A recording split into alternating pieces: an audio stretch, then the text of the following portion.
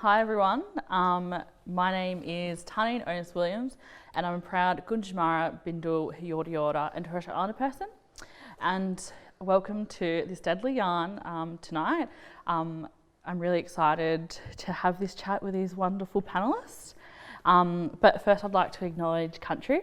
I'd like to acknowledge the Wurundjeri and Bunurong people of the Kulin Nation, and I really want to thank their ancestors and their mob for having me live on their country and for this event to be held tonight. So yes, thank you, and I really want to acknowledge that their sovereignty was never ceded as well. So I want to I'm not going to introduce the panellists, I'll let them introduce themselves. So let's head over to Crystal. Hi, thanks for having me. I'm a bit nervous, but hi everybody. My name's Dr. Crystal McKinnon. I'm a Yamaji woman, and I am a historian and work at RMIT. And yeah, thanks for having me. My name's Jermaine, Jermaine Charles, and I'm a Muddy Yorta Yorta man. And here we go. Bit nervous as well. Registered nurse. I work at the Victorian Aboriginal Health Service, and yeah. Yeah, me, I'm not nervous. I'm Bryan Andy. I'm a Yorta Yorta man from Cumbergunja, and I've got heritage. My father's from down Lake Tyers Way, and I guess but in terms of my mother's side of the family, I'm Yorta Yorta, and from Cumbergunja, which is on the Murray. I'm the convener of Out Black, and I guess a member of the Melbourne queer community, particularly the Aboriginal and Torres Strait Islander community here in Melbourne. Been a proud member for about 20 years, and it's really good to be part of this panel. Thank you. I'm so excited to have them all here. We've got such a good lineup, and I'm really proud to have all these people here. So. I really wanted to start off with a positive note. I don't want to be all sad. And so, what did you think of Lil Nas's video, Call Me By Your Name? Jermaine? Really good, loved it. Loved it, it's good. Crystal, your thoughts? I haven't seen it, but I have seen some of the amazing commentary coming out about it, and the commentary about him wanting to create something for his younger self and for other younger people, which I think is a really good kind of, political kind of thrust of what he's doing, and probably what we all do and try and do as well. Mm-hmm. Yeah. Bryan's seen it, I know he has. I've seen it once, not as many times as you, Tarneen, but I think it's fantastic. It's quite boundary pushing and out there, which is, I guess, what you want. I guess it's art in that respect. But it's sort of, it made me very proud in terms of the scope and I guess the religious themes, I guess, it dealt with, and just sort of throwing things on there, up in the air and letting them settle down. And so I've only seen it once though. So his response was pretty funny though. What you showed me, the response. The apology. The apology, Yeah, I've watched it way too many times. I did only watch it last night for the first time. So I saw the memes before I saw the video, but I just lost it, to be honest. I was just like, I can't believe this exists, especially as someone who grew up religious. And it's always been said, you go to hell if you're gay. So I just thought it was like an amazing piece of art, and I've just been playing it on repeat for the last 24 hours. So I'm really proud and feel really seen by this piece of work, obviously. But I guess I wanted to find out as well, what do you love about being Black and queer? Oh, looking at me. I'll start then. I guess there's something really exquisite and deadly about being First Nations and being, I guess, part of the oldest story in the world, the longest living culture in the world. And I was up at home today talking to a mob who came to visit us and gave them a bit of a tour at Cumbergunja. But I was talking to them about how, it's just my train of thought, but how, part of that kind of, it's really lovely to be part of that history, but in terms of, I guess, the process of colonisation and what it's done to sexuality and gender expressions and how they've existed in our past and in a traditional sense. Some of that stuff has been taken away from us mob, Yorta mob. And so that's, I guess there's a sadness and a lament I have with that. But yeah, you know, it's really lovely to be part of a LGBTQ movement that's First Nations or Black, that kind of is about promoting visibility, acceptance, self-love, and community. And so, yeah, it's, you know, that's some of the positives. And just, you know, there's something really, I guess I work in the arts and I am an artist, I guess, in many respects. And in terms of, I guess, saying I push those boundaries or wanting to push those boundaries, there's something really kind of lovely about being, I identify as a gay man, a cisgender man.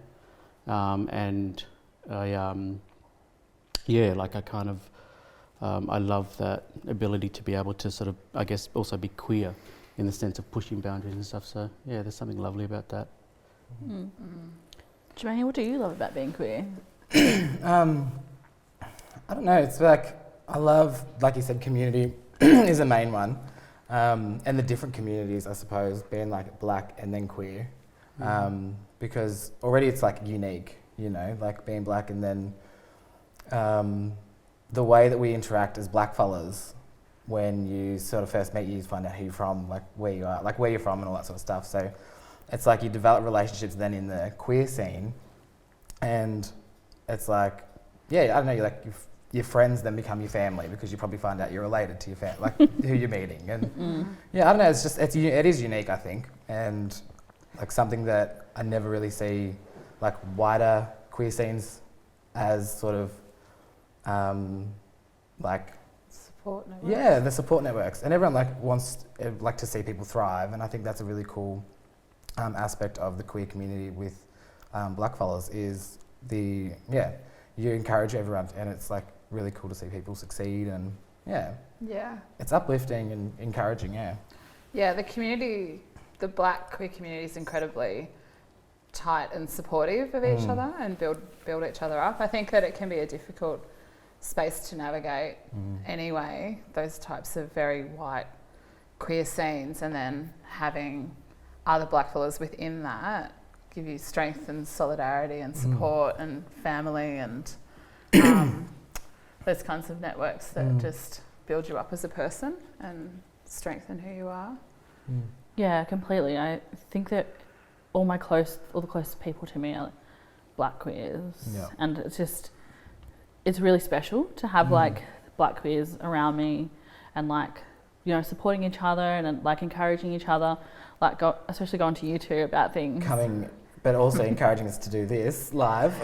Not good at talking publicly, and you're like, come on, you'll be right. Just call me out publicly. But it's encouraging though, gets you like moving. I think the other thing I reckon about our mob too is that there's different ages. Like it's very, you know, you don't really see it in the mainstream queer community. It's very much like the 20s and the 30s, and then you don't really see older queers, whereas in our community of people, you've got people up to, you know, in their 60s, you know. It's cross-generational. Denise McKinnon and, you know, Charmaine Clark, all these other, you know. Denise.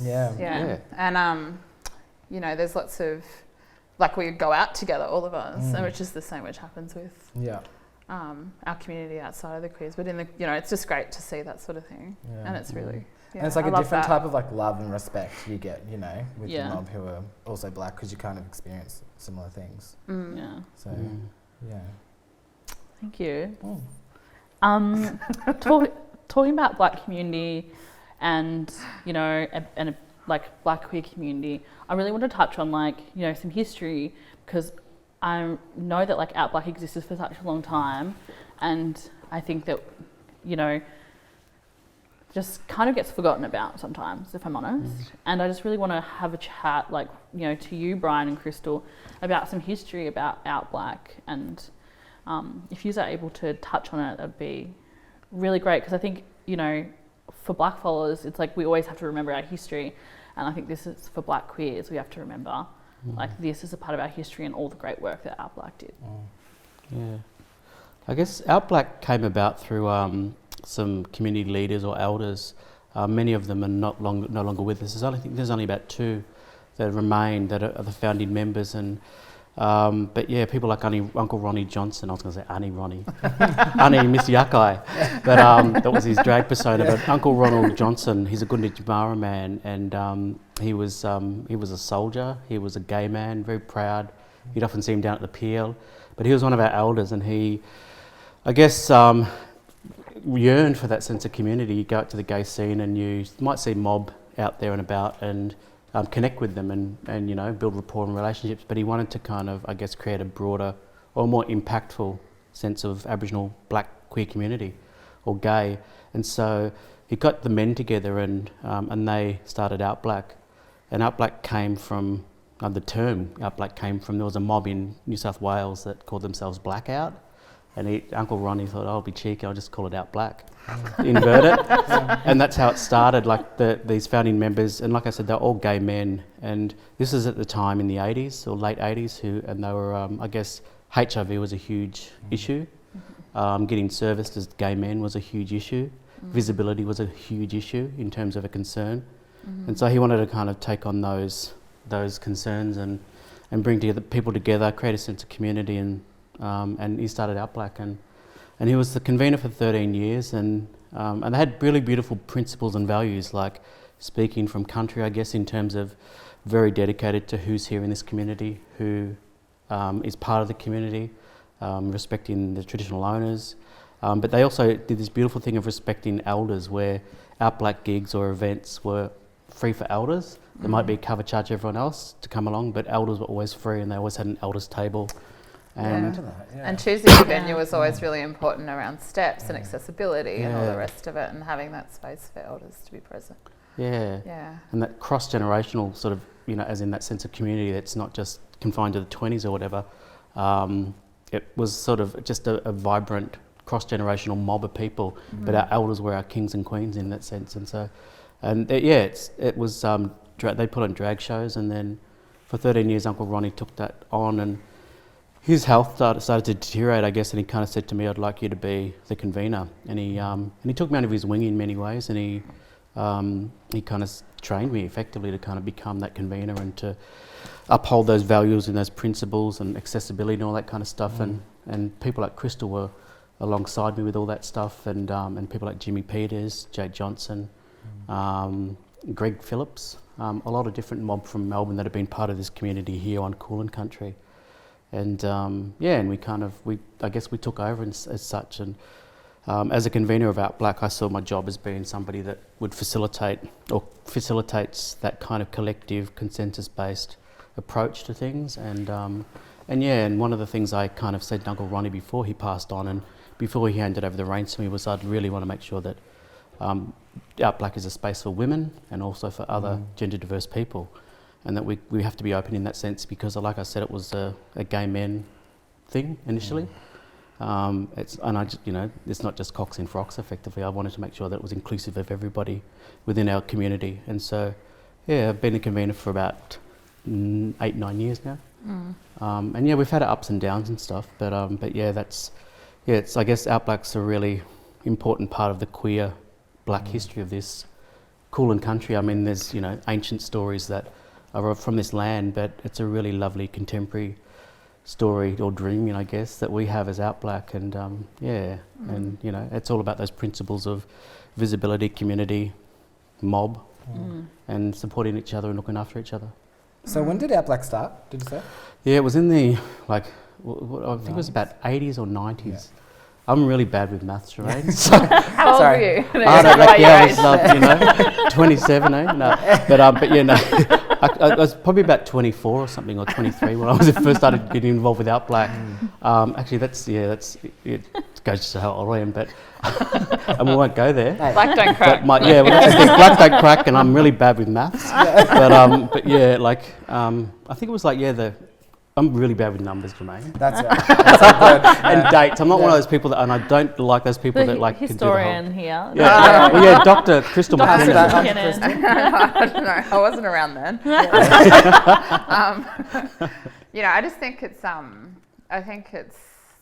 such important kind of political advocacy and support work that people like Uncle Ronnie and others did, and you know, people like yourself and Jade Johnson, Jimmy Peters, Greg, Reece Kinsey, heaps of other people. Denise McGuinness, lots of people. Robbie, Robbie McGuinness. There's so many people that done a lot of really important work in kind of creating a community throughout Black, and then also being really strong advocates within the broader kind of mainstream queer community for visibility and rights and all the rest of it. And I think it's really important in kind of, you know, an Aboriginal principled way to kind of know that history when you're coming into places, and then also, you know, just get to know those sorts of histories and who come before you.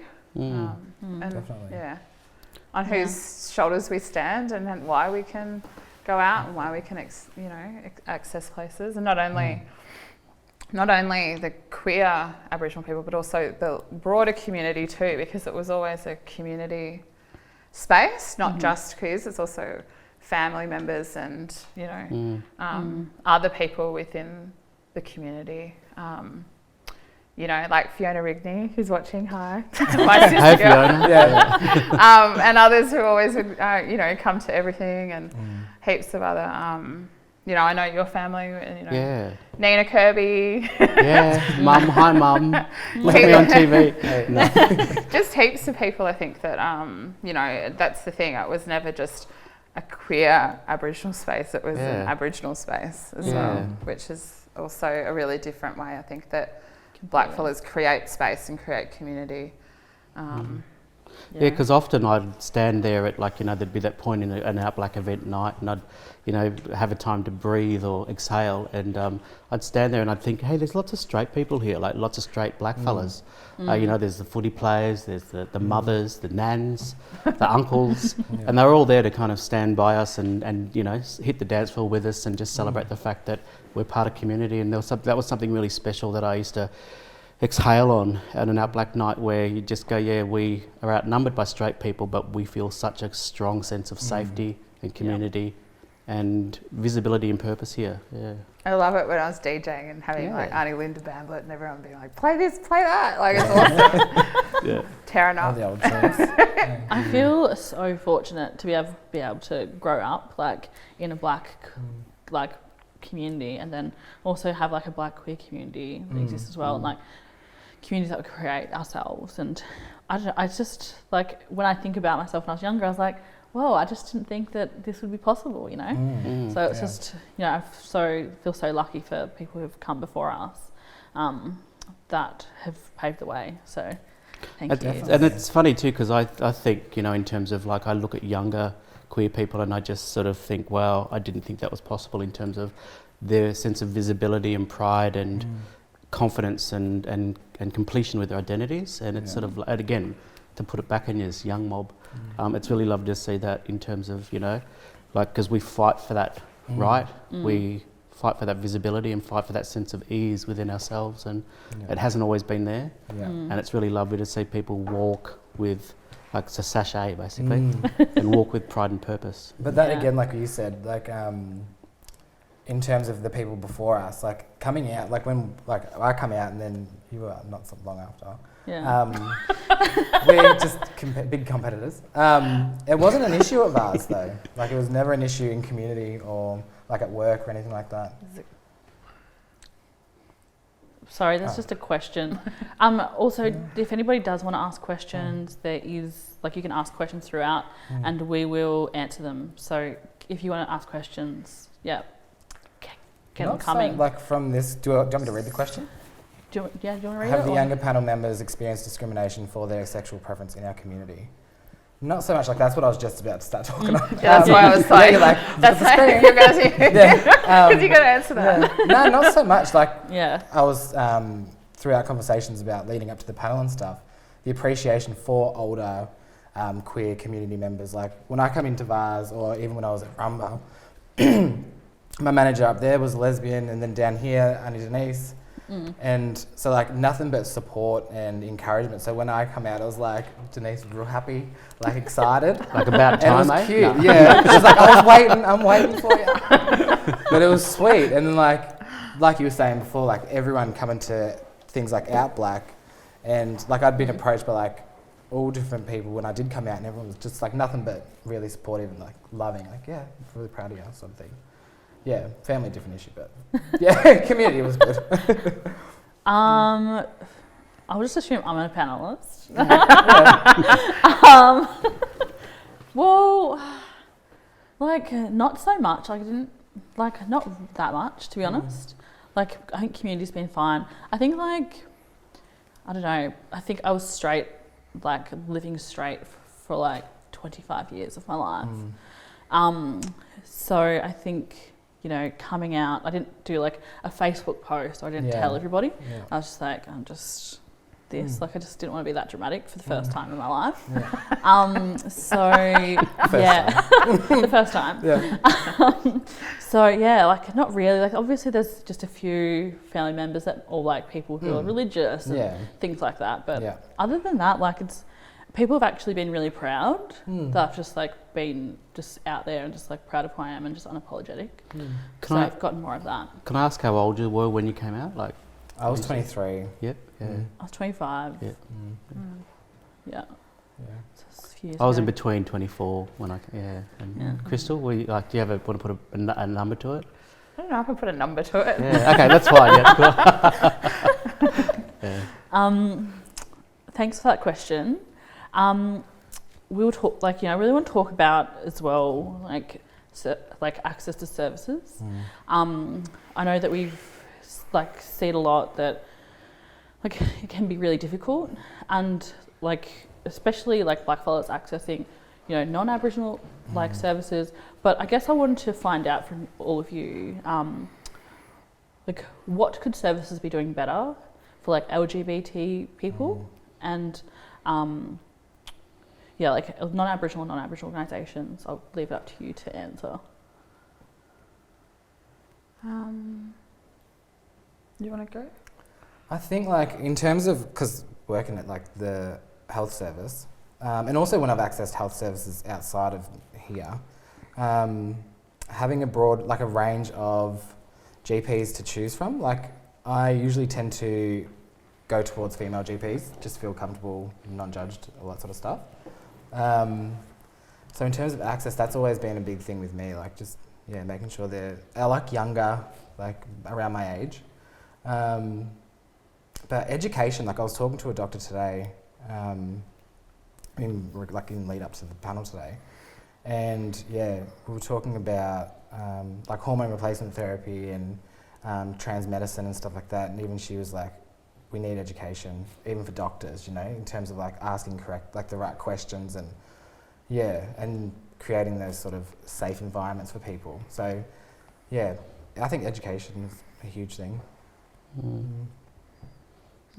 Yeah, I think choice is probably like, as in just you talk Choice, about diversity, but I'd probably say choice, that it's the same thing in a sense where that choice to be able to kind of go to a different service. Like in the past I've used, like say as a gay man, I've used the Melbourne Sexual Health Clinic as a place to go to get my checkups and all that kind of stuff to make sure I'm across my sexual health and that, and that it's good. And I used to be real kind of, I guess, shame or reticent to go to VARs. And I had I've discovered that I could have conversations with different types of doctors at VARs and suss them out effectively, and then kind of feel a rapport or comfortability with the ones that I want to talk to about things like sexual health and so it's kind of it's one of those things that I've been able to reconcile with my gay side, which can be considered a mainstream. You could go anywhere with it, as as long as the doctor understands, to reconcile that with my Aboriginal health service practitioners and kind of so so I kind of it's nice to be able to have that choice. And if I feel Arnie's down at VARs and I don't want to go there to get a checkup about STIs, and that's my own issue, whatever, in terms of not saying VARs is lack confidentiality, but it's just you might have anxieties around that, and so it's nice to have that choice. To sort of be able to go somewhere. That was my big anxiety too at VARs, like working there, having all my files on like there to go and seeing, like making sure no one could read them and stuff. But I think because that was I don't know if it's like preached enough to community that like you can keep what you want private. Like even I can't, as a nurse, go into things and it's like private note only GPs or whatever the case may be. So that was like reassuring myself, being like, yeah, I like that. Like lock and key. But, and in order for people to have choices about where they can go, those services need to ensure that they're employing Aboriginal people, are culturally competent, know what they're doing, and all of those things need to be done. It's not just enough to say you're gonna, to put a Koori flag or whatever, or a rainbow flag on your on your service, without actually following that through with action within the organisation. And so I think that management and leaders and all the rest of it really need to think about the ways that the service is servicing the Indigenous community, the trans community, and like all the kind of communities that we talk about that most acutely experience the kind of effects of colonisation. And like you talk about closing the gap. Nice plug. But like how is your service meeting the needs of those community members? And I think if we build, if mainstream services and that build around the people who experience, oppressions most acutely, then quite naturally it becomes a service which will benefit mainstream customers too, or mainstream clients as well, if that makes sense. I mean, and that's the thing, because like say Melbourne Sexual Health, I mean, not to identify them, but just I've been to mainstream services as a gay man or as an Aboriginal man, and there's times when I've felt like a bit of a guinea pig, where you might they might ask, like, you're the walk-in cultural competency course or workshop or cultural awareness workshop, where they might ask you questions about things and not be across stuff that might relate to my Aboriginality, and you kind of get a bit funny and you back away from those services. But yeah, it's about that choice and navigating that service sector. But I've been in situations in mainstream sexual health, that might be across necessary gay men's health practice, but I don't feel that they're culturally competent or, and so, yeah. And I'll, shout out to VARS, like they do really good work there. I feel very comfortable there now, and that's not something that I have found overnight. It's something I've had to work on and engage with and exercise my rights and my choice with. Yeah, and I think Indigenous services are at the forefront of,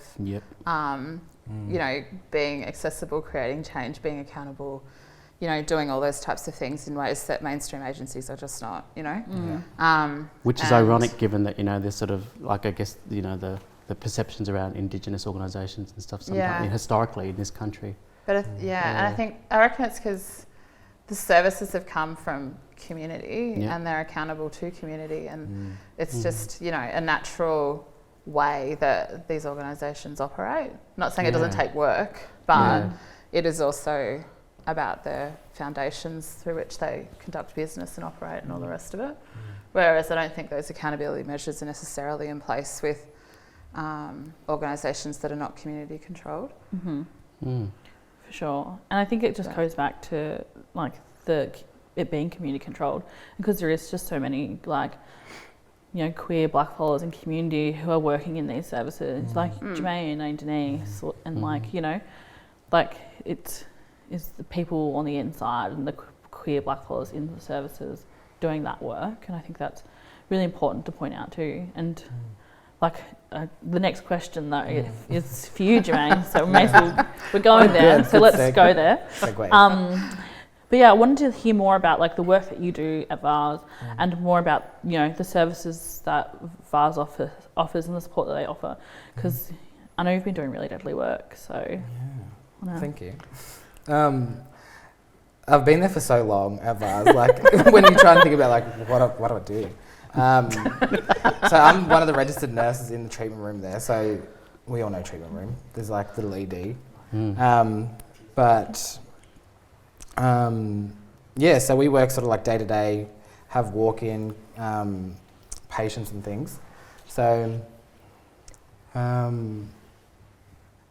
yeah, we say so we get everyone off the street, we do screening, all that sort of stuff, and then we also do a lot of the work for the doctors in terms of like bloods and all that sort of stuff. So it's normal clinical stuff at VARS.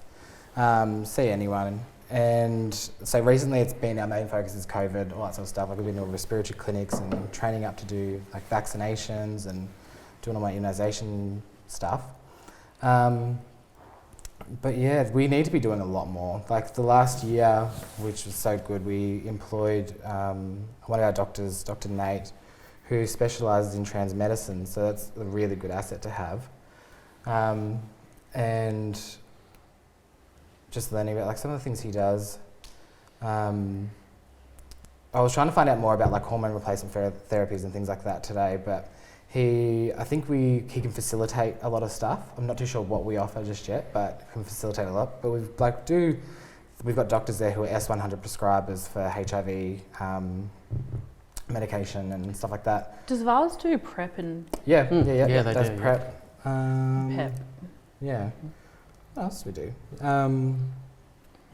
So, and then in terms of like, it's really good to see more people come through. Like at VARS at the moment, I still feel like, because we don't have a lot of training at the moment, like we're trying to do, I remember before COVID hit, I think they were going through the process of getting organised for the Rainbow Tick accreditation, all that sort of stuff. So hopefully getting more workshops and things, but I'm not too sure where they are now since COVID. But we've seen a lot of young like trans mob come through, which is really cool. It like challenges the like people's perspectives of LGBTQIA+, you know, like it's not just gay and lesbian, like, you know, there's a lot of other, Yeah, and you've been really advocating for people. Yeah, especially seeing like how far behind our like systems are still, you know, like when you're talking about like The gender and all that sort of stuff and what you want highlighted on your file, even like changes of names and stuff, it's really hard to work out, but we've been pushing for a lot of stuff. Yeah. Yeah. I think it's like, you know, the system, like the literal data systems in services are just like set up that you can't change them. Yeah, they're just like difficult. permanent. Yeah. It's government And you have mandated, to isn't contact- it? And it's just, you know, it's just hard when like the makeup of something makes people's lives more difficult. Yeah. I think it's just, you know, I think there's needs to be more things done in that space to ensure that, you know, people are able to change their names more easily and their gender on their files and all, you know, all this sort of stuff that might seem like really simple. Easy, yeah. But it's just like, it would be the worst, you know, after changing your name, getting it. And then having to come back into the called service out all the in time. the waiting room. And, and having to like, is it changed yet? Is it changed yet? Sort of thing. Yeah. But no, it's pretty good at the moment. Like, we do have, if we ever have anyone that's new, it's always good, like any new people coming through who are a bit nervous about navigating their way through VARS. It's good to book in with like, say me or Ace, who's the STI BBV nurse. So it's like good to sort of like have a little meeting, catch up with her first to kind of then... Acronym, was that what? Oh, sorry. The sexual health nurse. Yeah.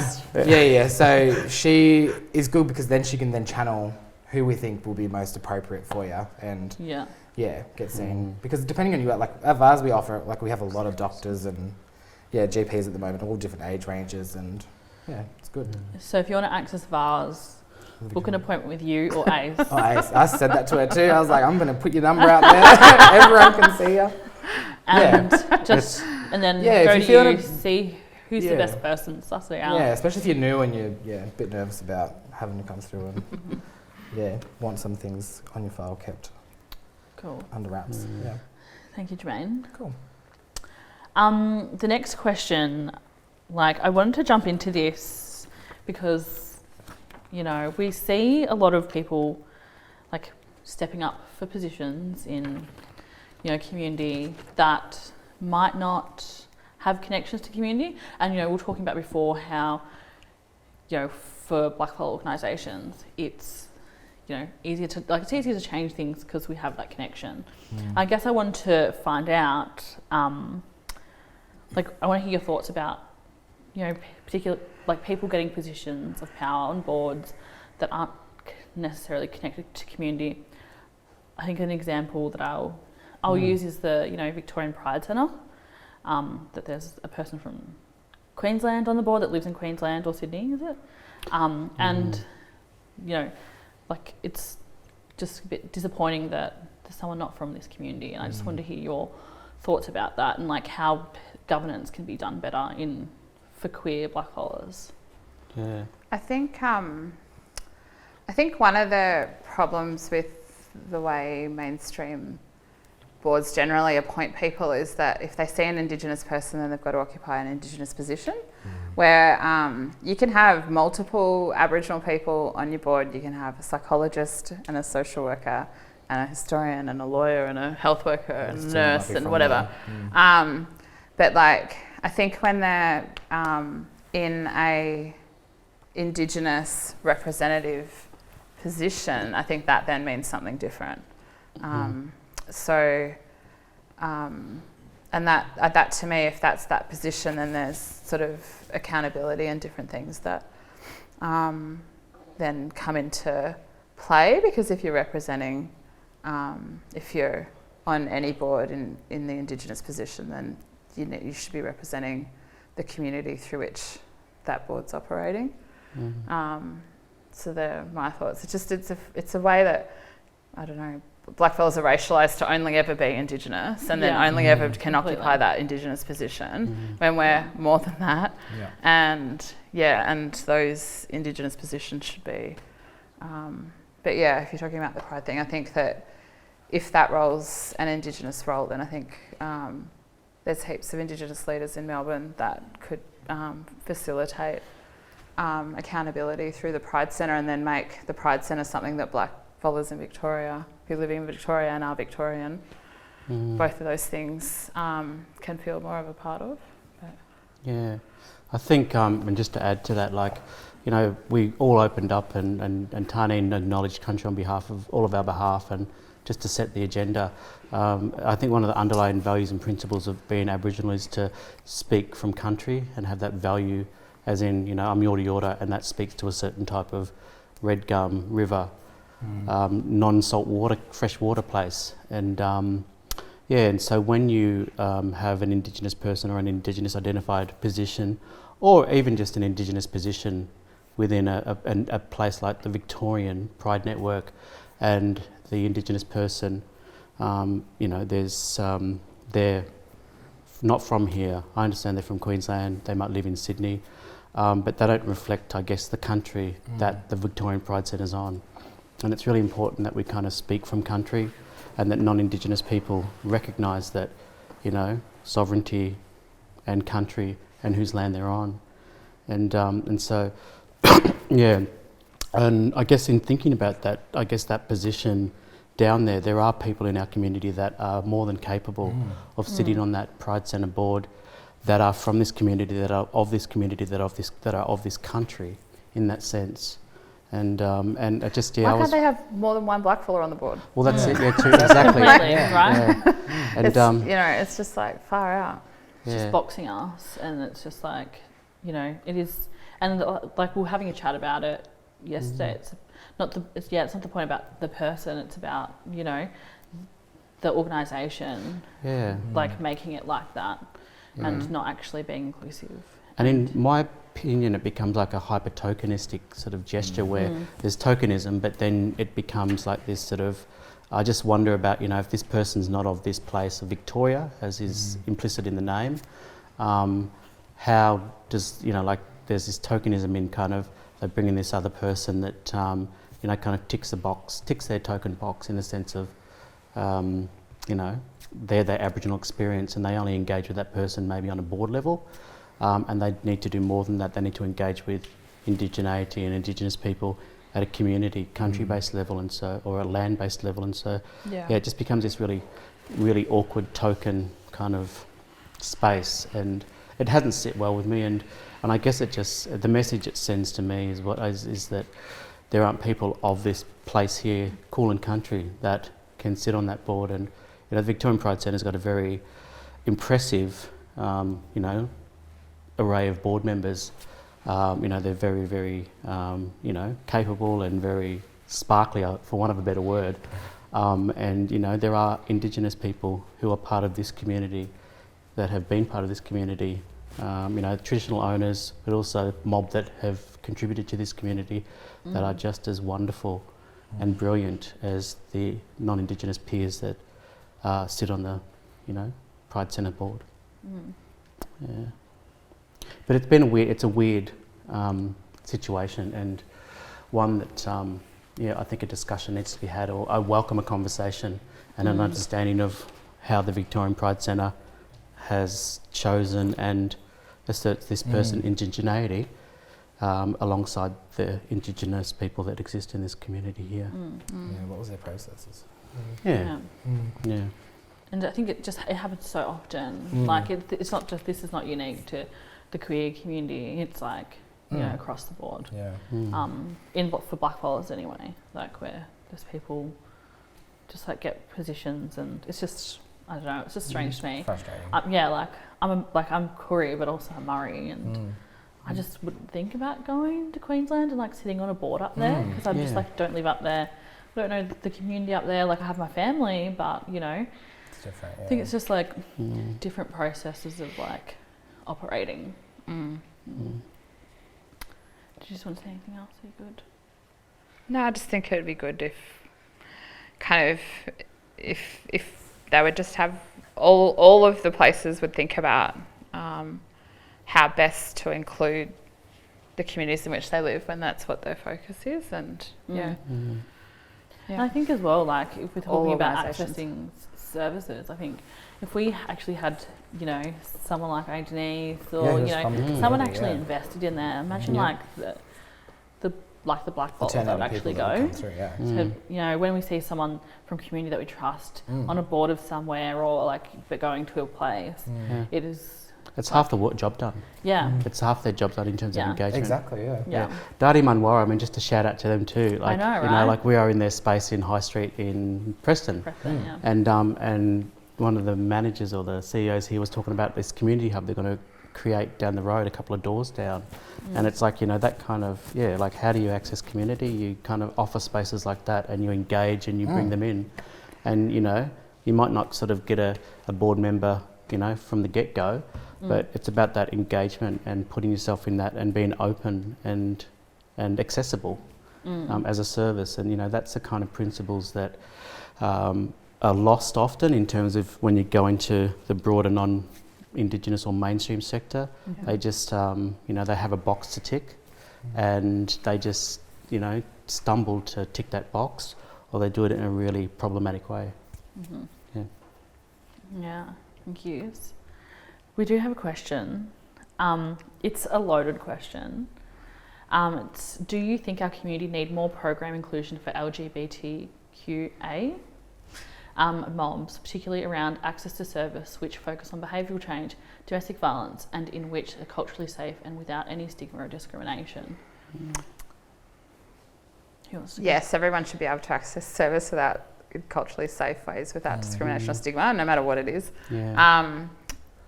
The question just disappeared. Could we have that question again? Can we get the question one more time? And yes, I think domestic violence and family violence within the queer community, in a very general sense, is really underserviced, and it's kind of underreported, and that goes down to also policing and things like that, and the way that they record things. But yeah, I think absolutely we need more services that focus on behavioural change and domestic violence. And I know Kel, like Bryan's My sister. When I was working, I used to work for Kel at Elizabeth Morgan House, which is a family violence service. Hey Kel. And I know, and that this was 4 or 5 years ago, and they were working on getting the rainbow tick then, and we were doing advocacy around trying to push police about getting referrals for trans women into the refuges and things like that, and doing this work behind the scenes. So I think there are people doing, and I'm not sure where it's at now, but definitely I think people are trying to do that work. But. I won't speak on behalf of my sister, but yeah, I think there's, like you mentioned, stigma, and you mentioned, I guess one of the things that becomes part of that, I guess that that kind of landscape is trauma. I think, you know, as Aboriginal people, we've experienced like phenomenal amounts of trauma, historically, colonially, and that kind of, you know, it's sort of, we have a lot of baggage. Not to say non-Indigenous people don't too, but it's kind of, I guess it's small steps in terms of change when it comes to service provision. But I think, you know, there's really good strides that are happening in places like the domestic violence or family violence sector that I see through, you know, my relationship with my sister and what she does with her work. Some of it's very private and very confidential, which also is another edge to that stigma, I guess. But yeah, like there's a lot of trauma out there, and I think Indigenous services, when they're community controlled or have good input from community, best serve and can best tackle, I guess, these issues around, you know, Like I mentioned Kel's work before, but I think that all of the community controlled services are really at the forefront of doing that work. I know Daddy Munro are developing LGBTQIA domestic violence and family violence services and programs. So yeah. I know. What do you think, Jermaine? Forefront or not? Our mob services. Oh, definitely, yeah. It's big. I concur. Huh? But I agree. Yeah, I agree. Yeah, definitely.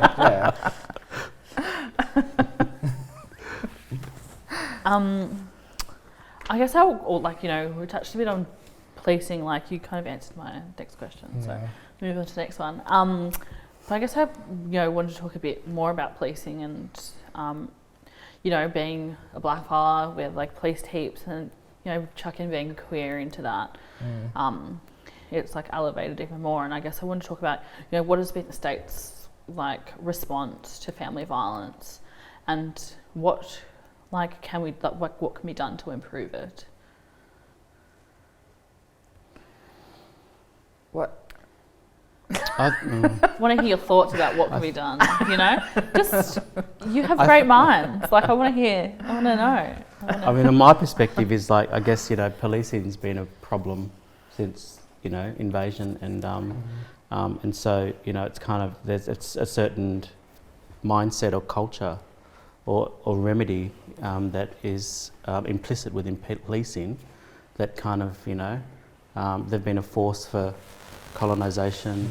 They've been particularly present and harrowing when it comes to removal of children and stolen generations. So there's a long history in Australia and on this country and all over our nation or over our lands that, you know, policing has been a problem. And my grandfather, he was an elder on the Koori Court for 16 years, Colin Walker, and he kind of, like I see changes, gradual changes, small baby step changes in the work he does. And just a few days ago, he was up on country, up at the lakes in the Barmah National Park, and I caught up with him that afternoon and had a cup of tea with him, and he said, I just was up there with all these detectives and inspectors and, you know, the police force from Melbourne. And I reflected with him and said, you know, because I remember when I was at university X amount of years ago, my maths is bad, Jermaine, but we were taken along to the like police academy where all these police trainees or recruits came in, and we were involved with a cultural awareness session that was about 4 hours long, and that's all they had at that time. Again, maths is bad, but it's great to see that. I just said to my grandfather, it's great to see that I was involved with that process, and it was minimal and little, but it's great to see that you're kind of part of an institutional process that is about educating people in different facets of their, you know, time within a police force. And that's not to say I endorse policing, but that's just to say that, you know, I think they've become a bit open in terms of how they might police us and might work with us in a sense. And so, but, you know, there's changes in that respect. And that's not to say that, again, I endorse policing as a culture within our country, on our lands. But yeah, I think there's changes, and I don't know how it's reconciled, but it's good to see changes, and, you know, in terms of visibility, awareness, like glows as they call them, I think, in the police force. I still see them as a very white thing, as a very mainstream thing, like and just acronym, like gay and lesbian liaison officers. I don't think that they might work with the Aboriginal liaison officers, for example, within the Victorian Police Force, but you know, there's something that's been pushed within the LGBTQI community, and I don't know how effective they are, but I guess it's good that they're there in terms of, you know, minimising or kind of at least educating their force on, you know, LGBTI issues. Yeah. Yeah. Yeah. But Crystal, I mean, I'd imagine you I'd have a struggle great at some opinion. place. Yeah, that's the thing. Yeah, that's why I'm tiptoeing around here. Take the mic. No, you go. Yeah, you're right. No, No, Crystal, I just yeah. think that the money needs to be directed into services which stop people needing police in the first place. Like police expansion and prison expansion is exponential, and the amount of money that we're putting in, you know, the recent announcement of Dame Phyllis Frost, women's prison expansion, like direct that money towards services and programs that stop women being in custody in the first place. Like I just saw today they're delaying the death in custody coronial inquest of Veronica Nelson, who was in custody in prison for shoplifting. Like that is a crime of poverty and need, you know? Like people should not be being put in prison for these types of issues, which could, you know, and if rather than spending all this money on cops in prison, like put the money back into community, you know, and do some community programs and help people, you know, like have housing, for instance, you know. It's like a huge crisis, like a huge housing crisis. Yeah. You know, in Victoria. And we have the means to fix it. We have billions of dollars to fix it and to house people. And I know that, you know, Daniel Andrews did like announce that huge social housing, but it's not public housing. And I think it's important to note that they're different things. But I think not too, the like, same. like a crisis, and using that word and just looking at COVID as something we've been through, and Dan Andrews' response within Victoria to, I mean, I believe that he's set himself up in a really comfortable position with policing and within the community. There's a sense of overwhelming security apparently with PSOs on public transport, or that police somehow will solve a problem that will be better for the community. And I don't know that that necessarily works with marginalised people or communities or disadvantaged people, like, you know, my cousin Veronica, as you mentioned. But yeah, I just think about COVID and the stress that's put us all under, and how Dan's response in the Kensington housing area, like in terms of community housing, that response is abhorrent and kind of, you know, deplorable and wrong. They've somehow covered it up, but yeah, like it disturbs me in Victoria how Dan Andrews and a Labor government have become so comfortable with policing as a remedy. And yeah, I agree with Crystal that you know, there needs to be funding put into services that are diversionary or whatever, like as in, I think that's the term, or just as in that offer service that isn't, that the end result isn't the criminal justice system. Veronica had a health issue problem alongside a poverty issue. Put money into housing, alleviating poverty, mental health. Mental health health is so hard to accept. Drug and alcohol. Yeah, drug and alcohol use. Drug and Yeah. alcohol To get so into a hard to rehab access. is so difficult. It's, you know, you can wait 6 months, and if that, like, you know, you're waiting so long. And then you can't go into rehab if you don't have a house, you know, there's just so many barriers. And like, you chuck, you know, like chucking being queer and like being trans into, you know, trying to access a rehabilitation centre and like housing, you know, particularly being trans, there's just so many barriers, and like for people to access those services. Trans age as well, like there's heaps of barriers that are just not. Even just It's like a shame it has to queer come down to age funding. care, you know, Yeah. like that is just like a huge thing that is just doesn't exist. Like, you know, it'd be really cool to hang out with like queer people when you're old, you know. There's so many gaps in the system, and there's just they need to invest into what is it? Community reinvestment. There's a term, Crystal, you'd know, isn't it? Justice reinvestment, as in, don't funnel it to policing, funnel it to community investment. And Portugal's a good example. If you look at drug and alcohol, they've stopped criminalising drug use, and it's no longer illegal. And so that money that's, you know, not put into the criminal justice system, defending or charging or getting people caught up into that system is put into health servicing, and the results speak for themselves. You know, drop in crime rates, a drop in you know, drug and alcohol addiction, deaths, all that stuff. It's but we have this fear-based paranoia about somehow police will solve the day or save the day, which is not The case. evidence or backed up by evidence. Well, I'm going to ask you the last question because we're like nearly out of time. So we've got but we'll just I'll ask you this last question, but we'll give 5 minutes for questions from the audience. So, because I'm really cheesy, I wanted to end on a cheesy note. What are you going to ask, eh? I still don't know. the what's his answer. question? Yeah. I thought you had a really good answer yesterday, but anyway, what would you say to your younger self? Crystal? No. Come on. Someone else go first. Leave Crystal alone. I thought you were just asking Jermaine, yeah? You're on fire, Jermaine, so go. Hey, look out. I don't know. For my own own personal upbringing and stuff, I would have come out sooner and partied harder. That was my answer. I'll take that one for you. I'll reference you in it. Cited by Dr. Crystal McKinnon. Dr. McKinnon. It's like party harder when you're 20s because the responsibility, it just gets, you know, life is better, I think. Yeah.